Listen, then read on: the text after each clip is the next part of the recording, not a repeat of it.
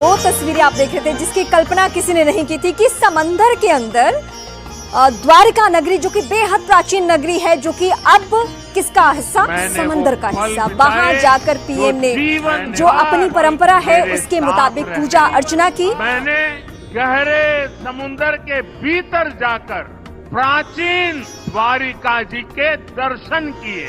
आज जब मैं गहरे समुद्र के भीतर द्वारिका जी के दर्शन कर रहा था, मैं पुरातन वही भव्यता, वही दिव्यता मनोमन अनुभव कर रहा था। किस्मत की देवी और जो ताकत और पावर की देवी है वो नरेंद्र मोदी अपनी हथेली पे लिखवा के आए हैं, ये बात माननी पड़ेगी। वजीर आजम नरेंद्र मोदी पहले ग्लोबल लीडर हैं या भारतीय लीडर हैं जो किसी मुल्क में जाके मंदिर का इफ्तिताह करने जा रहे हैं। आप दुनिया के अंदर वैल्यूज हासिल करना चाहते हैं तो हिंदुओं का जो रहन सहन है, जो उनका स्टाइल है, जो उनका दुनिया में बातचीत करने का वे है, आप उसे अपनाएंगे तभी दुनिया में आप आगे बढ़ सकते हैं, सुरखुरू हो सकते हैं। वो 1 अरब 40 करोड़ कौम है, ये 26 करोड़ गुलाम है। देखो मोदी साहब क्या कौन से प्रेसिडेंट सेट कर रहे हैं दूसरे लोगों के लिए। जिस तरह दूसरे वजीर आजम जाते हैं वो क्या करते हैं, मोदी जी डिफरेंट क्या कर रहे हैं, आने वाले दिनों में लोगों के लिए क्या वो सबक छोड़ के जा रहे हैं। बहसीत पाकिस्तानी हमें सारा दिन में तीन मिर्गी के दौरे पड़ते हैं। सुबह उठते हैं हम कहते हैं हमारे में, दोपहर को हम गजनवी बन जाते हैं, रात को ड्रिंक लायक पंजाबी बन जाते हैं, दिन में तीन दौरे पड़ रहे हैं। आइडेंटिटी का पता ही नहीं है कौन। एक वक्त हुआ करता था कि मुसलमान जो थे दूसरे मुल्कों में मसाजिद बनाया करते थे, लेकिन इंडिया इज द बिगेस्ट, सबसे बड़ा हिंदू मुल्क अगर इन टर्म्स ऑफ पॉपुलेशन देखा जाए। इंटरनेशनल लेवल पे इंडिया गो हमारा दुश्मन है, लेकिन इस बात को मानना पड़ेगा कि इस वक्त इंडिया जो है वो दुनिया की टॉप 5 कंट्रीज में जो ताकतवर जो कौमें हैं उसमें मुल्कों में शुमार होता है। भारत के सिविलाइजेशन और कल्चर, सभ्यता और संस्कार का ढंका जो है, भारत के सिविलाइजेशन का ढंका अब मुस्लिम देशों में भी आवाज आ रही है, ये बहुत अच्छा लग रहा है। आज मैं बात करना चाहूँगा सर इंडिया के प्राइम मिनिस्टर नरेंद्र मोदी की।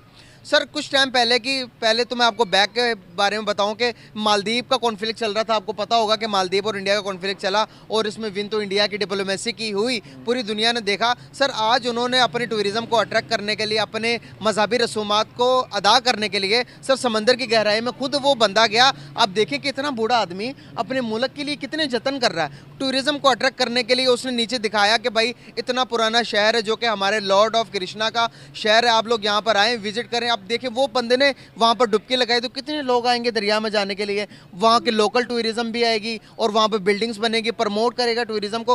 कैसा विजन लेके आया वो बंदा, और हमारा कोई पॉलिटिशियन इस तरह के विजन रखता है? नहीं, मेरा नहीं ख्याल हमारा कोई पॉलिटिशियन इस तरह का विजन रखता है, चाहे वो अभी किसी भी पार्टी से ले ले। मैं पॉलिटिकल से हट के बात करूँगा। हमारे मुल्क में जो हेरिटेज है वो वसी हेरिटेज है, इवन के वही अर्न अ लॉट। और अभी मैं आपको एक एग्जांपल दूँ, बाई चांस आया हुआ है डिफरेंट कंट्री में मुझे विजिट करने का इत्तेफाक हुआ है। कुछ कंट्रीज़ के पास तो हेरिटेज भी नहीं है, जस्ट फॉर वो अपनी ही उसको टूरिज़्म को डिफरेंट थिंग से जो आर्टिफिशियल उन्होंने क्रिएट की हुई हैं उसकी वजह से उसको प्रमोट करें। मैं सबसे बड़ी एग्जांपल हमारे अपने अरब कंट्रीज़ में दुबई में है, वहाँ पे कोई उनकी अपनी हेरिटेज नहीं है, वो आर्टिफिशियल चीज़ें उन्होंने बनाई हुई हैं जहाँ पे लोगों को अट्रैक्ट किया जाता है। अगर हम अगर अपने नॉर्दर्न एरिया को देख लें, वो उसमें बहुत ही ज़्यादा हमारे पास एक अपॉर्चुनिटी या पोटेंशियल है। अगर हम उसको एक्सप्लोर करें तो हम कहीं से कहीं जा सकते हैं।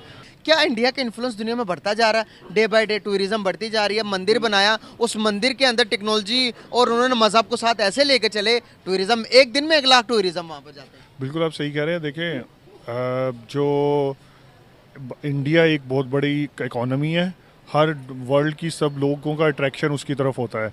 अब अगर उसने एक मंदिर भी, वो भी मतलब उसको हम मजहबी रंग ना भी दें, उसने उसको एक ऐसा एक्सप्लोर किया है कि अपने उस मंदिर की जो उसकी जब इनॉग्रेशन थी उसमें अपने जितने भी वर्ल्ड अपनी कंट्री के एक्टर्स हैं और जो भी प्रोमिनेंट जो सेलिब्रिटीज़ हैं उनको वहाँ पे बुलाया गया और उसको एक अट्रैक्ट किया गया।